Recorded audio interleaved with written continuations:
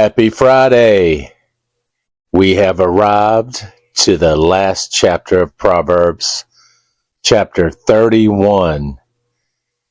And I have just go ahead and read, I think it's 7 verses here, from 3 to 10. And it says, "Give not your strength to women," and in parentheses it says, "loose women, nor your ways to those and that which ruin and destroy kings. It is not for kings to drink wine, or for rulers to desire strong drink, lest they drink and forget the law and what it decrees, and pervert the justice due to any of the afflicted. Give strong drink to him who is ready to pass away, and wine to him in bitter distress of heart. Let him drink and forget his poverty, and remember his want and misery no more. Open your mouth for the dumb, for the rights of all who are left desolate and defenseless. Open your mouth, judge righteously, and administer justice for the poor and needy." So, here we are again, guys. This is for the men out there. We're getting hit over the head with all these scriptures that can ruin and destroy your lives, which is, I guess, bad relationships, strong drink, judging others, hurtful words.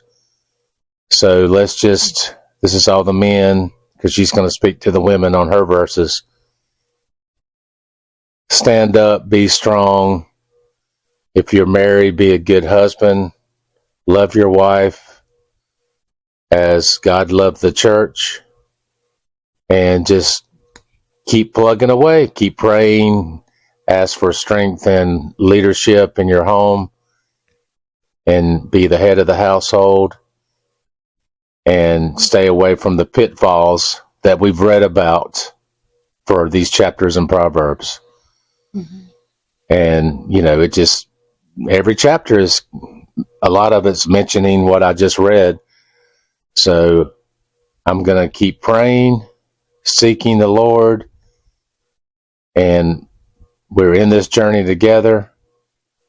Sometimes it gets kind of hard, and rough, but we got to hang in there, take each step, if it's even baby steps, and keep plugging away. And we've got your back, and we're going to make it. Mm-hmm. And the Lord's going to reward us for all of our hard work. Okay? Okay, so everyone knows about, if you've read Proverbs at all, you know about the Proverbs 31 woman. Well, even if you haven't read it, I'm sure you've heard it everywhere. There is quite a contrast in the woman that's talked about in Proverbs 31 and all the women throughout the book of Proverbs. And I've been writing them down or typing them out. As we've been going along. So obviously it talks about the loose woman, the foolish woman, the unsupportive wife, the nagging, quarrelsome wife, the contentious woman, the disagreeing and scolding woman, the unloved and repugnant woman. And then you see wisdom, so you have the wise woman, the supportive wife, the Proverbs 31 wife, and just the difference in those characterizations. So I was thinking about, we know that the word, that this book is just regular principles to live by. But I wanted to go a little bit deeper in this chapter, because I feel like that sometimes when we're just reading it at face value, we miss a deeper meaning, I guess. And when you read through all of the verses at the end of this chapter, it sounds like a woman that is going about her daily tasks. in running a household, which is great. And that's what we should do. And actually our culture has really, perverted the sense of what it makes a housewife look lowly and like a slave, when actually this is what we're called to do. Now I have a full-time job. I'm not saying I'm a full-time wife or anything like that. I mean, wife, full-time housewife or anything like that. But we have things that, that we should do as the woman of the house. And it does not make you less of a person or make you a slave. It's just the things that we do to run our household and to be a mom to our kids and that kind of thing.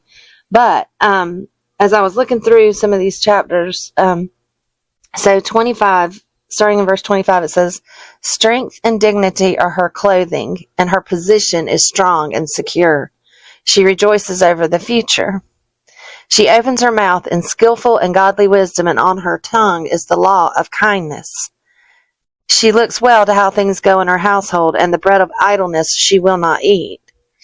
And then it goes on to say her children will call her blessed, and her husband will be known in the city, and all of that. So I was thinking about that as her character. You can check off all the boxes of a good housewife or a good mom by today's standards.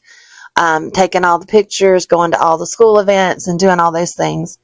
But actually, we are called, just as the man is called as the head of the house, we are actually called in a spiritual sense too. And when you go back and look, it talks about she rises, this is verse 15, she rises while it's yet night and gets food for her household. And then there's another scripture that talks about her lamp does not go out at night. And that made me think about night seasons. Even when we're going through hard things, our lamp should still be lit. And that is our walk. And all of this is, she gets the food.